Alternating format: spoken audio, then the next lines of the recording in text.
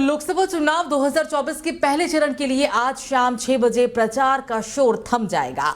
मतदान से 48 घंटे पहले सार्वजनिक सभा, रोड शो और जुलूस के कार्यक्रमों पर रोक लग जाएगी। प्रचार प्रसार के अंतिम दिन पीएम मोदी, अमित शाह, राहुल गांधी चुनावी रण में जीत के लिए पूरी ताकत झोंकेंगे। हालांकि पहले चरण में 21 राज्यों में 102 सीटों पर मतदान है।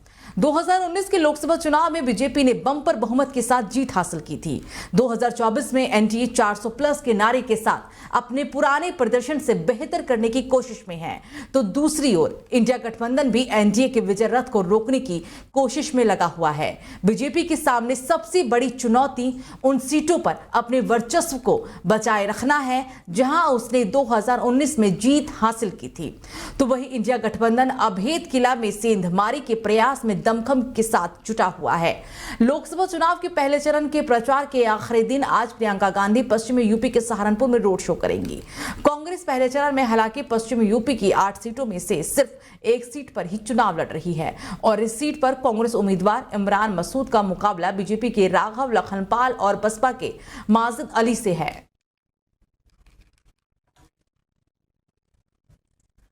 तो चलिए खबर में अब आगे बढ़ते हैं। किशनगंज में एआईएमआईएम को बड़ा झटका लगा है। ठाकुरगंज से एआईएमआईएम के पूर्व विधानसभा प्रत्याशी हाफिज महबूब समर्थकों के साथ कांग्रेस पार्टी में शामिल हो गए। उन्होंने एआईएमआईएम के लिए अपमानजनक शब्द का भी इस्तेमाल किया।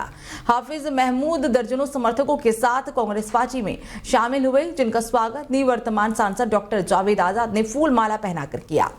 बता दें कि कांग्रेस में शामिल होने के बाद हाफिज महमूद ने एआईएमआईएम को किराना दुकान बताया और कहा कि ये सिर्फ एक समुदाय की पार्टी है जिनका मकसद सिर्फ अपनी दुकानदारी चलाना है, ना कि सेवा करना। उन्होंने प्रदेश अध्यक्ष अख्तरुल ईमान पर भी भेदभाव करने का आरोप लगाते हुए कहा कि मुझे विधानसभा में टिकट दिया गया लेकिन कोई मदद नहीं की गई।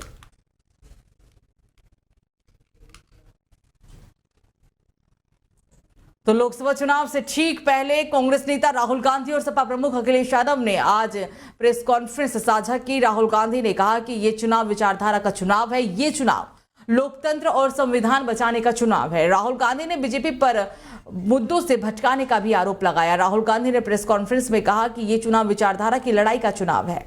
एक और आरएसएस और भाजपा है जो लोकतांत्रिक सिस्टम को खत्म करने की कोशिश कर रही है, तो दूसरी ओर इंडिया गठबंधन संविधान और लोकतंत्र को बचाने की कोशिश कर रही है।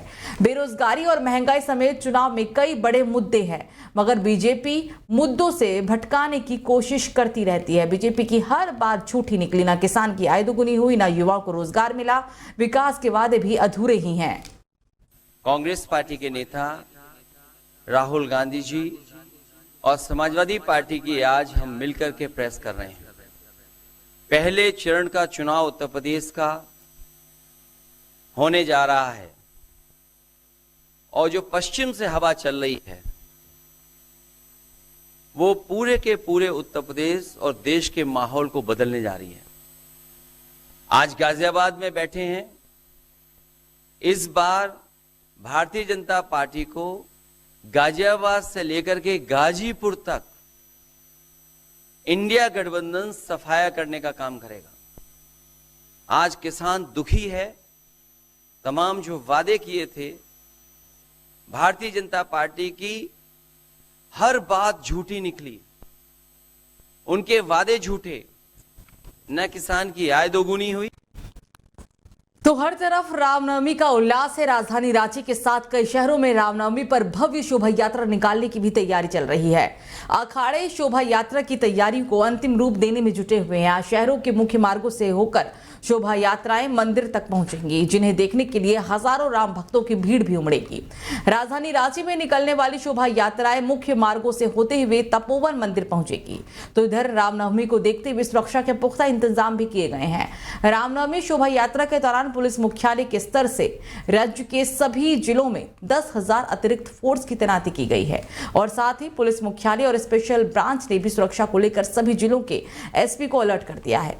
जिलों में संवेदनशील इलाके और सोशल मीडिया पर विशेष रूप से निगरानी रखने का निर्देश भी दिया गया है। राज्य भर में सुरक्षा को देखते हुए पुलिस और अर्धसैनिक बलों की भी तैनाती की गई है।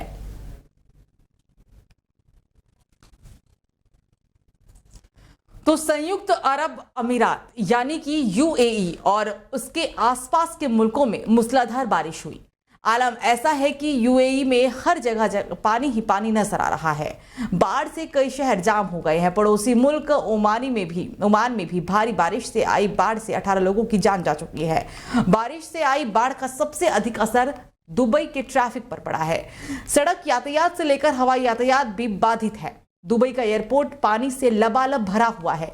इस कारण कई उड़ानें भी रद्द कर दी गई हैं। इससे पहले हालांकि दुबई पुलिस ने खराब मौसम के प्रति लोगों को सचेत करते हुए पब्लिक सेफ्टी एडवाइजरी भी जारी की थी। यूएई के मौसम विभाग ने दुबई, अबू धाबी सहित कई बड़े शहरों में अगले 24 घंटे के दौरान भारी बारिश और ओलावृष्टि की चेतावनी भी जारी की। यूएई के राष्ट्रीय मौसम विज्ञान केंद्र यानी कि एनसीएम ने कहा कि मंगलवार दोपहर से सुबह बुधवार तक खराब मौसम की एक और लहर पश्चिमी क्षेत्रों से शुरू हो सकती है और देश के कई इलाकों में फैल भी सकती है।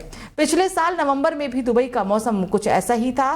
तूफानी बारिश के चलते शहर में बाढ़ जैसे हालात पैदा हो गए थे। हालात इतने खराब हो गए थे कि प्रशासन ने लोगों को समुद्री किनारों पर जाने तक से मना कर दिया था। गर्म और रेगिस्तानी देश के मौसम में आए अचानक बदलाव से दुनिया भर के वैज्ञानिक हैरान हो गए थे।